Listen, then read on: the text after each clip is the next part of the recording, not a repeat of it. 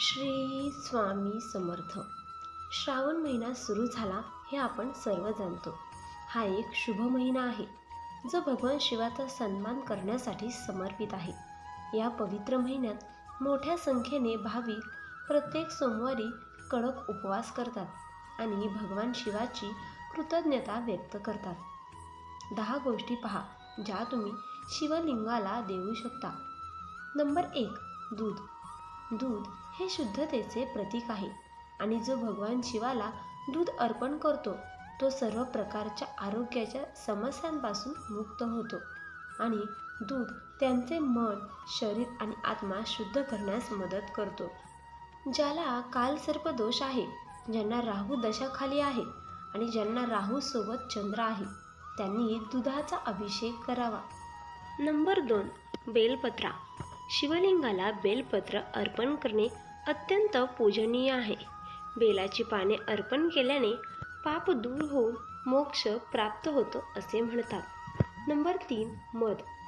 मध संपत्ती आणि गोडपणाचे प्रतीक आहे. भगवान शिवाचा आशीर्वाद घेण्यासाठी आणि सुखी आणि समृद्ध जीवन जगण्यासाठी भक्तांनी शिवलिंगाला मध अर्पण करावा. नंबर 4. दही. दही अर्पण करणे हे भाग्य आणि विपुलतेचे प्रतीक आहे. म्हणून भक्तांना सौभाग्य मिळवण्यासाठी शिवलिंगाला दही अर्पण करण्याचा सल्ला दिला जातो. चंद्राच्या अशुभ प्रभावाने त्रस्त असलेल्यांनी हे अर्पण करावे. नंबर 5. तूप. तूप शुद्धीकरणाचे प्रतिनिधित्व करते आणि असे मानले जाते की ते भक्ताचे मन आणि आत्मा साफ करते, तसेच अडथळे दूर करते. शिवलिंगाला तूप अर्पण करून अनेक प्रकारच्या विघ्नांपासून मुक्ती मिळते. नंबर 6. उसाचा रस. उसाचा रस अर्पण करणे शुभ मानले जाते आणि भगवान शिवाला प्रसन्न करण्यासाठी भक्तांनी हे अर्पण करणे आवश्यक आहे. उसाचा रस अर्पण केल्याने जीवनात गोडवा येतो. नंबर 7. गंगाजल. गंगाजल ही सर्वात पवित्र वस्तूंपैकी एक आहे.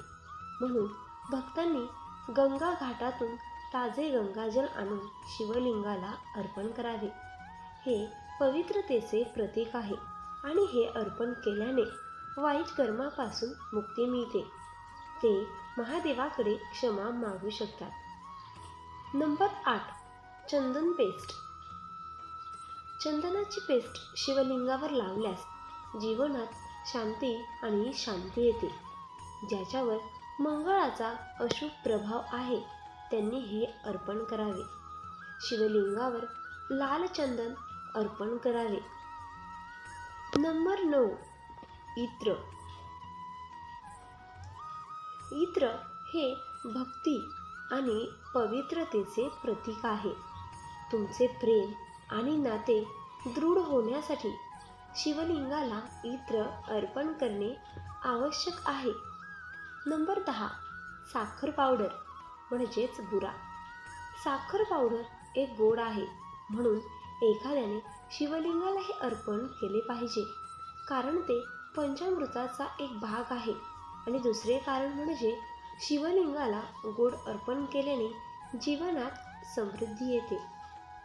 व्हिडिओ आवडल्यास व्हिडिओला एक लाईक करा आणि असेच व्हिडिओ पाहण्यासाठी आपल्या चॅनेलला सबस्क्राईब करा. श्री स्वामी समर्थ.